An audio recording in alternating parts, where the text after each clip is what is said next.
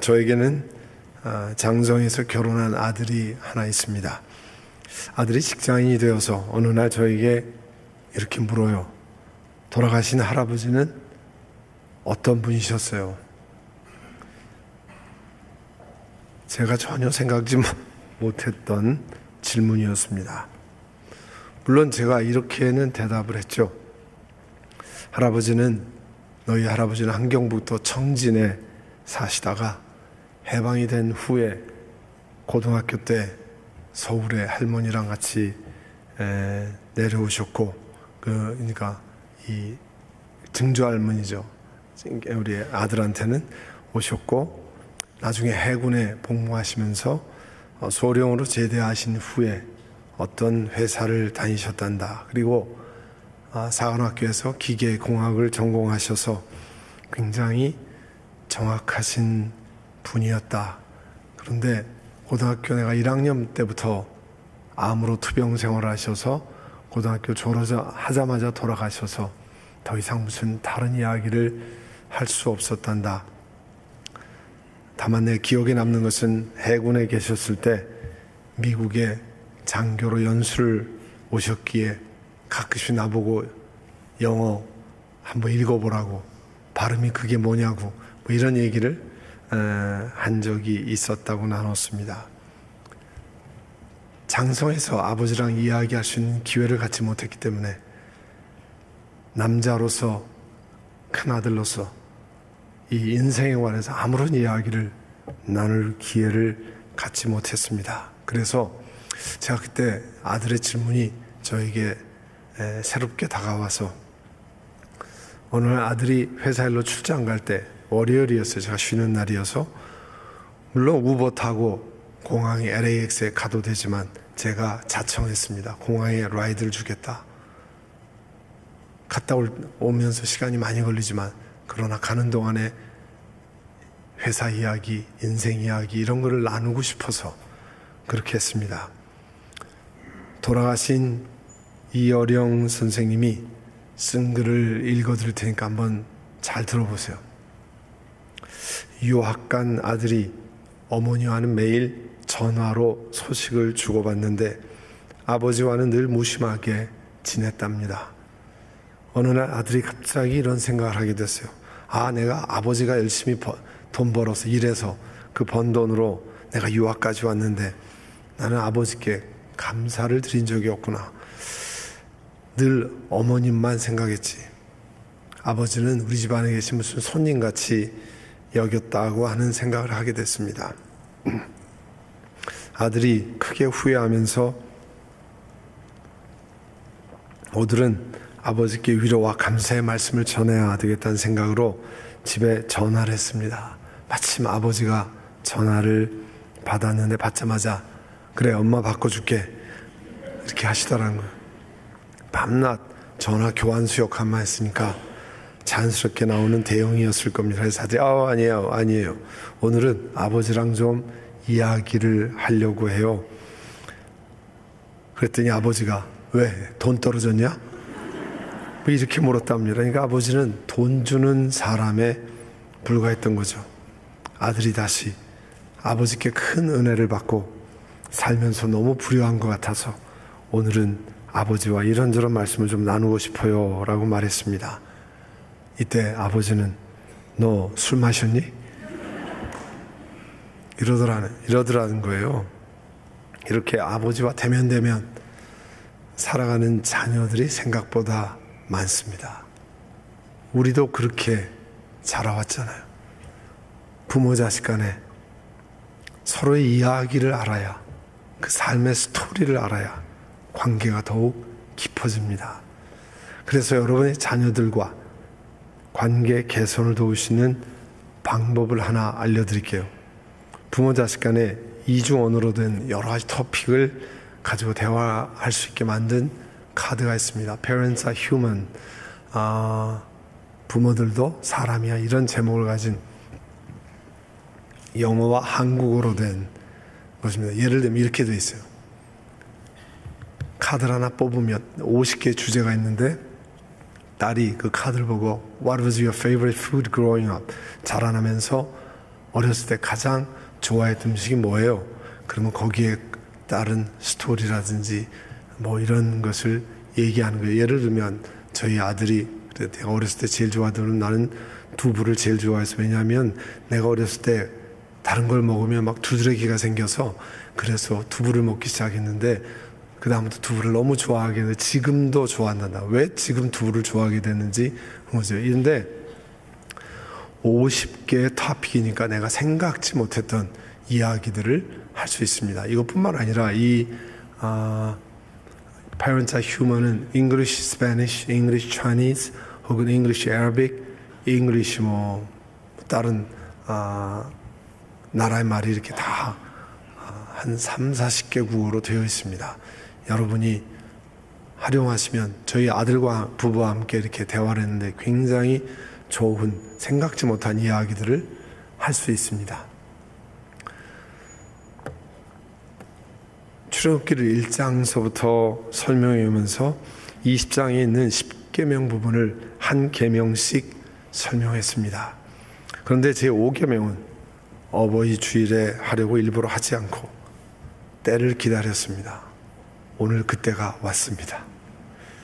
제5계명, 이집트에서 노예 생활에 건짐받은 이스라엘 백성들이 신의 광야로 왔잖아요. 하나님이 모세를 통해서 이스라엘 백성을 지켜야 할 10계명을 주셨습니다. 이 10계명은 예수님 믿고 하나님의 자녀가 된 우리들에게도 이 땅에서 살면서 지켜야 할 가이드라인을 알려주고 있습니다. 이 10계명 중에 5번째 계명이 오늘 12절입니다. 너희 부모를 공경하여라. 그래야 너희는 주 너희 하나님이 너희에게 준 땅에서 오래도록 살 것이다 라는 말씀이에요. 10계명 중에 1계명, 4계명은 우리가 아는 것처럼 하나님에 대한 계명, 그 다음에 6계명, 10계명은 사람에 대한 것인데요.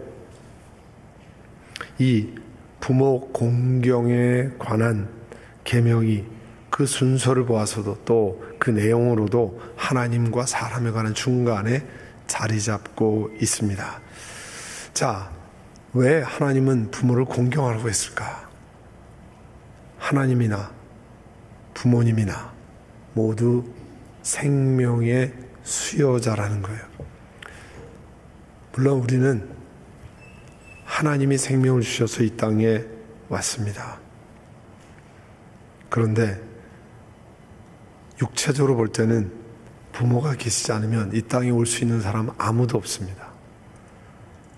사람이 생명이 잉태되는 역사를 부모를 통해서 하게 하신 거예요. 그런 면에서 부모는 하나님께서 사람을 만드신 사역의 중요한 조력자입니다. 그리고 구약 성경에서 이스라엘 백성이 경외할 대상은 하나님과 부모라고 했어요. 이스라엘 백성들이 하나님을 경외하지 않고 다른 신을 경외하면 하나님의 징계를 받습니다. 우리가 아는 것처럼. 그렇지만 하나님을 제외하고 이스라엘 백성들이 경외할 수 있는 분이 계시는데 바로 부모님이에요. 그래서 레위기 19장 3절에 너희는 저마다 어머니와 아버지를 공경하여라. Every one of you shall revere his mother and his father. 그렇게 말씀하는 거예요. 또 어머니 아버지가 공경의 대상이 되는 이유는 생명을 주신 분이기 때문에 그래요. 부모를 공경하지 않는 것은 궁극적으로 생명의 원천이 되는 하나님을 공경하지 않는 것이 됩니다. 그래서 신명기 27장 16절에 어머니와 아버지를 업신 여기는 자는 저주를 받는다. 모든 백성은 아멘 하십시오. 그렇게 말씀하고 있어요.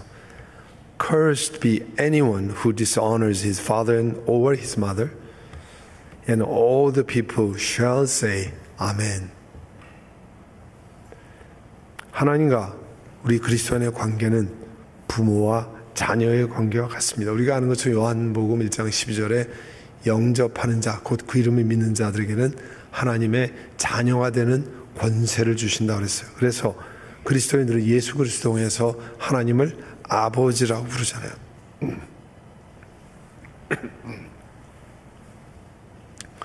종교개혁자 마틴 루터가 부모를 하나님의 대리자라 보았습니다. 모든 사람은 부모를 통해서 육체가 생겨나죠. 또 하나님의 생명을 부여받습니다. 부모를 공경하지 않으면서 하나님을 공경하는 것은 사실은 대단히 어려운 일이에요. 어떻게 보면 하나님은 보이는 부모님을 공경하는 것을 통해서 보이지 않는 하나님을 공경하는 방법을 가르치시기도 합니다. 자, 그러면 부모를 공경한다는 의미, honoring your parents라고 하는 의미가 뭘까요? 첫 번째는 부모를 중요시 하라는 거예요. 부모들의 말씀을 귀히 여기라는 겁니다. 원래 성경이 쓰여 있는 히브리어에서 공경하라 하는 때 사용한 단어는요, 기본 뜻이 무겁게 만들다 그런 뜻이에요. 다른 말로 말해서 가볍지 않다는 겁니다.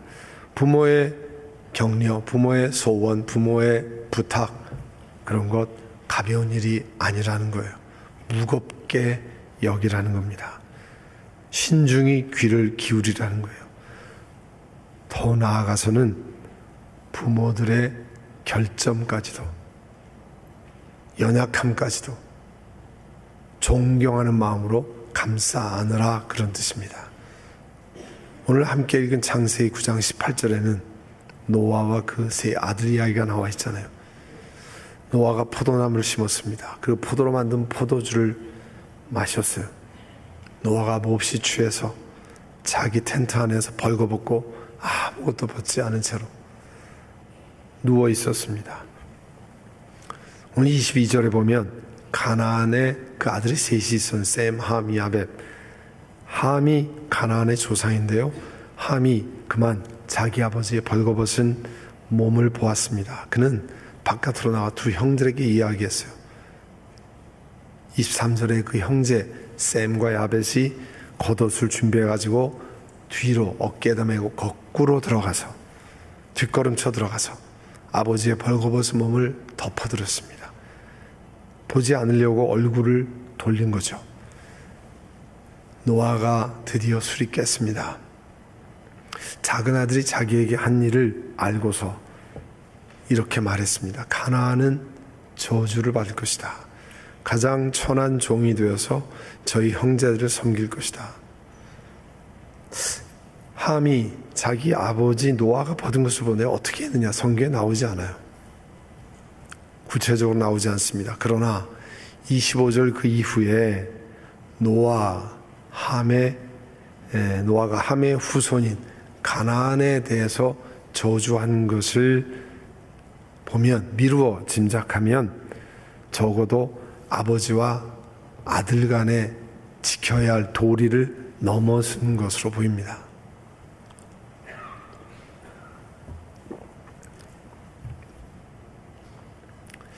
그러면 이 이야기를 읽으면 당연히 질문이 생깁니다.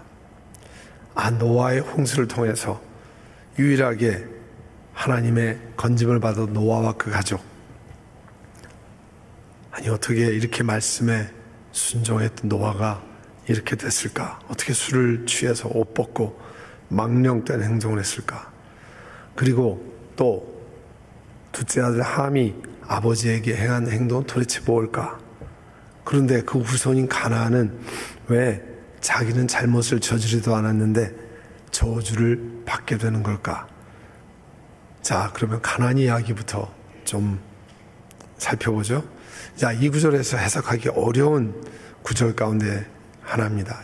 그런데 출애굽기 20장 5절에 보면 나 주 너희의 하나님은 질투하는 하나님이라. 나를 미워하는 사람에게는 그 죄값으로 본인뿐만 아니라 3, 4대까지 벌을 내린다. 이 말씀을 읽으면 후손들은 잘못을 하나도 하지 않았는데 그 선조의 죄를 그대로 물려받아서 징계를 당하는 거 아닌가? 그럼 부당하지 않은가? Not fair 하는 이야기를 할 수 있습니다. 그러나 성경은요, 그 후손들이 하나님으로부터 징계받을 만한 일을 했기 때문에 징계를 받는 것임을 곳곳에서 말씀하고 계십니다. 레위기 18장 3절에 보면요, 가나안의 풍속을 쫓지 말라 이렇게 말해요. 너희는 그들의 규례를 따라 살지 말라. 그 이유는요, 왜 그러냐? 가나안 사람들이 어떻게 살았길래? 레위기 18장 7절 이하에 보면 가나안 족속들이 성적으로 음란하고 아주 무질서한 행동을 너무 많이 했어요. 그래서 그 이야기를 쭉 오랜 기간 장 10몇 절에 걸쳐서 설명한 내용이 나옵니다. 이런 악한 일을 한 것으로 보아서 함의 후손 가나안 족속은 정당하게 바로 산 사람들이 아닙니다. 그러니까 그들은 올바르게 행했는데 하나님 징계했다 아니고, 그 사람들이 잘못 살았기 때문에 하나님이 징계한 거예요. 하나님이 그걸 미리 아셨기 때문에 함의 후손 이야기를 한 겁니다. 사람 역시 모두가 죄인인 것을 알 수 있어요. 노아, 세상에 의로운 사람이라고 했는데 술 마시고 참 하지 말아야 행동을 그렇게 했잖아요. 분명히 이 성경 말씀에 의하면 누가 잘못했어요? 함이요? 가나안이요? 누가 잘못했어요? 노아가 잘못했습니다. 그런데 이상하게도 아버지의 잘못을 형제들에게 전하는 데서 잘못을 범한 것으로 보이는 함의 후손 가나안이 저주를 받았습니다. 반면에 셈과 야벳은 아버지의 겉옷을 준비해서 아버지의 벌거벗은 몸을 뒷걸음질 해서 덮어드렸습니다. 26절과 27절에 보면 이 셈과 야벳이 노아로부터 축복의 예언을 받습니다. 부모의 결점을 덮으려 했던 그 두 아들들은 축복의 예언을 듣습니다. 그렇지만 성경 내용으로 보아서 아버지의 결점을 공개적으로 드러내었던 것으로 보이는 함의 후손 가나안에는 저주의 예언이 선포됐습니다. 자, 이 노아의 사건 제 5번째 계명 말씀을 연결해 보면 생명을 우리에게 하나님을 통해 주신 부모를 통해 주셨는데, 그 부모가 잘하든지 부족하든지 못하든지 그 부모를 존중하는 자는 하나님께서 축복하시는 것을 보여줍니다. 이건 우리가 정한 게 아닙니다. 하나님이 그렇게 정하신 거예요. 에베소 6장 2절에도 내 부모를 공경하라 하신 계명이 약속이 딸려있는 첫째 계명이라고 그랬어요. 내가 잘 되고 땅에서 오래 살 거라고 하신 약속이 거기에 있습니다. 반면에 생명을 주신 부모님을 가볍게 여기는 자는 부모를 저주하는 것과 유사해서 하나님의 형벌이 따른다 그랬어요. 어머니의 자식 사랑을 보여주는 글 하나 소개합니다. 옛날에 글을 배우지 못한 한 여성이 고향에서 멀리 떨어진 곳으로 시집을 갔습니다. 해가 갈수록 고향 생각이 간절했는데 시부모 모시고 농사 짓고 살림하느라 고향에 달려올 엄두를 못 냈습니다. 그러던 어느 날 어머니와 고향이 너무너무 그립고 보고 싶어서 고향 어머니한테 안부를 전할 요량으로 종이를 펼쳤습니다. 하지만 글을 모르니까 한자도 쓸 수가 없습니다. 엄마 보고 싶어요. 뭐 이렇게 써야 될 거 아니에요. 고민하던 그 여인 글 대신에 그림으로 자기의 마음을 표현했습니다. 완성시킨 그림은 커다란 굴뚝에 새가 한 마리 훨훨 나는 이런 그림이었습니다. 편지는 인편을 통해서 친정으로 보내졌어요. 마을 사람들이 아니 글도 모르는 당신 그 딸이 어떻게 편지를 보냈을까 궁금해서 그 엄마가 편지를 펼쳐보기 전에 자기들끼리 펼쳐봤어요. 보낸 편지 속에는 숯검정으로 그린 커다란 굴뚝 하나와 새 그림 하나가 전부였습니다. 사람들은 머리를 맞대고 이게 무슨 편지일까 뜻일까 생각을 거듭했지만 아무도 해석해내지 못했습니다. 그때 여자의 친정어머니가 밭일을 마치고 돌아왔어요. 사람들이 반가워서 당신 시집간 딸이 편지 보내왔어요. 그런데 이 그림이 도대체 무슨 뜻이래요? 편지를 펼쳐본 친정어머니 이내 눈물을 흘리면서 이렇게 말했습니다. 아이고 내 새끼, 어미 생각은 굴뚝 같지만 보러 올 새가 없다네. 여러분, 이 글의 제목이 어머니는 말 안 해도 안다예요.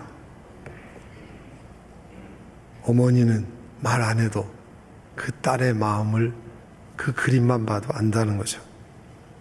여러분, 부모를 존경한다는 것에 포함되는 게 부모를 보살피는 일이에요. 부모를 공경하는 데 중요한 것은 젊었을 땐 웬만큼은 다 혼자 활동하시잖아요. 근데 연세가 들어서 생산적인 활동을 더 이상 하지 못하는 부모를 돌봐주는 일입니다. 자녀에게 도움을 주는 부모를 공경하는 일은 비교적 쉽습니다. 그죠? 그렇지만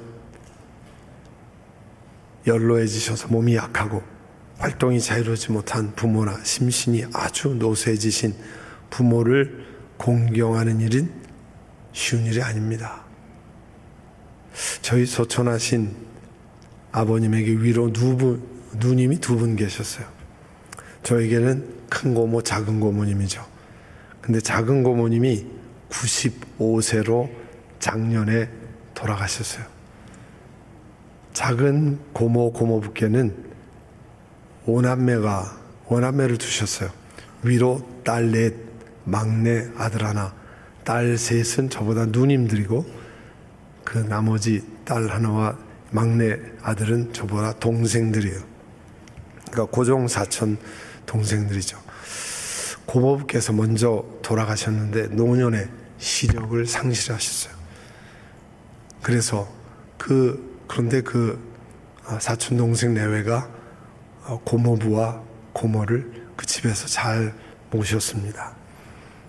그래서 몇 년 전에 그 고모부님이 먼저 돌아가시고 작년 6월 한참 더울 때 고모님의 소천 소식을 전해 들었습니다. 그래서 제가 이렇게 카톡으로 그 동생에게 보냈습니다. 고모님의 소천에 조의를 표한다. 너희 부부의 지극한 효성을 받으셨으니 고모님은 복이 많은 어른이시다. 그동안 너희 부모의 어머님을 향한 그 돌봄 수고 참 많았다. 이런 내용의 조문을 보냈습니다. 그랬더니 장례를 마치고 사촌 동생이 이런 카톡이 왔습니다. 저희 부부가 돌보아드린 손길에 그 온 몸으로 미안함을 표현하시던 그분을 덕분에 평안히 천국으로 보내드립니다. 나는 행복합니다. 우리 엄마의 아들인 것이. 마지막 심장 박동이 멈출 때까지 저희 부부는 임종을 지켰습니다.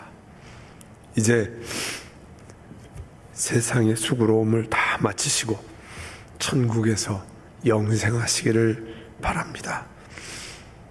몹시도 더운 날이지만 멀리에서 위로해 주셔서 감사합니다. 이렇게 카톡이 왔어요. 사랑하는 성도 여러분, 하나님께서 우리에게 부모님을 주셔서 하나님의 사랑을 더 이해하기 쉽도록 해주셨습니다. 부모님의 사랑을 경험하였기에 하나님이 아버지가 되신다는 것을 우리가 몸으로 경험하게 만드셨습니다. 어버이 주일을 맞아서 우리에게도 부모님이 계셨던 적이 있고 또 지금도 계신 것 감사드리기 바랍니다.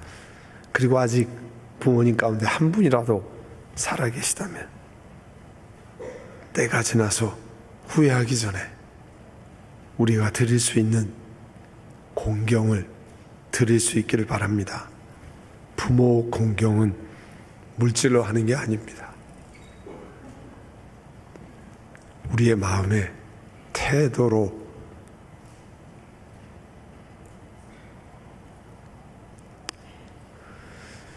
하는 겁니다. 하나님의 말씀을 가슴에 새기고 이 땅에 우리 가정에 하나님의 대리자로 주신 어른들을 다시 한번 마음 깊이 공경할 수 있는 시간 갖기를 간절히 바랍니다.